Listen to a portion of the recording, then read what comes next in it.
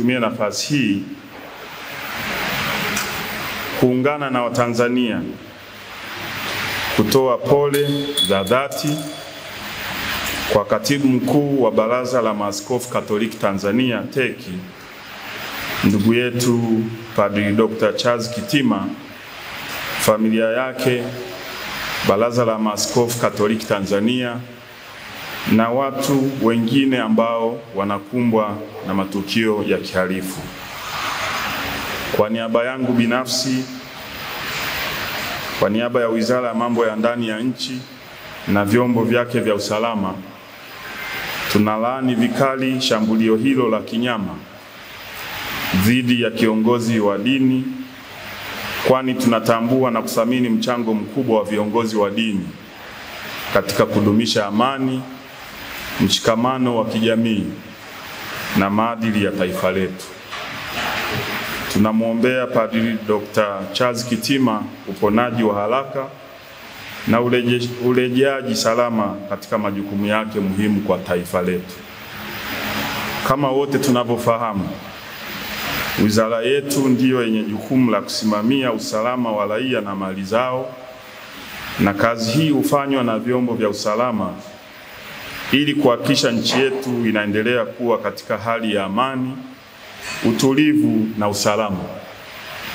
Nichukue nafasi hii kukemea vitendo vyote ambavyo vinaonyesha ishara yoyote ile ya kutaka kuingiza taifa letu katika vurugu. Hili kamwe halikubaliki, halivumiliki, na tutachukua hatua kali sana za kisheria. Kumekuwepo na waraka feki leo mchana uliosambazwa kwenye mitandao ya kijamii ukidaiwa ni waraka wa Baraza la Maaskofu Tanzania. Baraza la Maaskofu Tanzania kupitia taarifa yake kwa umma imekanusha kuwa waraka huo haukutolewa na TEC na kuwataka wananchi, waumini na watu wote wenye mapenzi mema kupuuza kabisa waraka huo.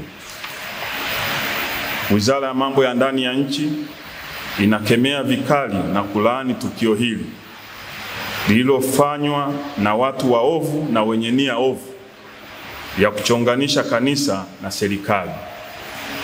Wizara kupitia vyombo vyake vya usalama itafanya uchunguzi wa haraka ili kuwabaini wahalifu walioandaa taarifa hii, kwa kuwa huu ni uchochezi na uhalifu kama ulivyo uhalifu mwingine, na pia ni kutumia mitandao ya kijamii vibaya.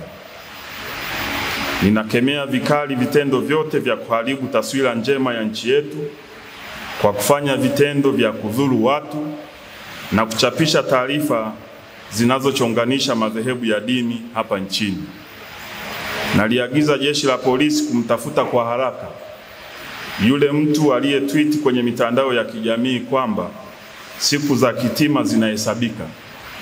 Mtu huyu atafutwe haraka, ahojiwe ametumwa na nani, na hatua kali za kisheria zichukuliwe dhidi yake haraka iwezekanavyo, kwa kuwa watu wote watakaobainika kuhusika katika tukio hili wataingia kwenye mikono ya sheria.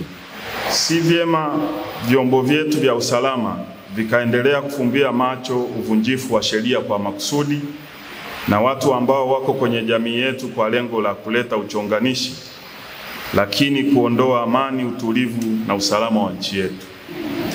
Kwa kuwa Jeshi la Polisi liko hapa, ni wakati mwafaka sasa kuongeza kasi ya kusimamia sheria zinazohusu mitandao ya kijamii ili kuhakikisha watu wote wanatii sheria bila shuruti, na hivyo kuendelea kuwa na jamii yenye ustaarabu na kuheshimu utu wa kila Mtanzania na hata mgeni.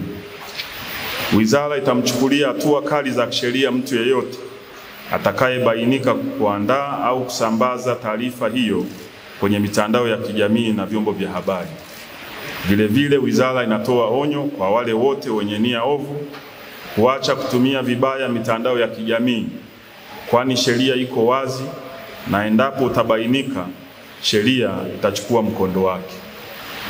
Ninawaagiza watendaji wote wa vyombo vya usalama na wizara kuhakikisha wanatekeleza wajibu wetu wa kusimamia usalama wa raia na mali zao kwa kuzingatia weledi, sheria za nchi na kuhakikisha nchi inaendelea kuwa salama. Nitoe wito kwa watu wote kuheshimiana, kuwa na staha na kuhakikisha kwa pamoja tunalinda tunu ya amani ya nchi yetu. Niwahakikishie Watanzania wote kuwa nchi yetu ipo salama na niwasihi wananchi kuendelea kutii sheria za nchi bila shuruti ili nchi yetu iendelee kuwa ya amani, utulivu na usalama. Naliagiza Jeshi la Polisi kuhakikisha uchunguzi wa kina unafanyika na kuchukua hatua zinazostahili dhidi ya wahalifu wanaotaka kuvuruga amani ya nchi yetu.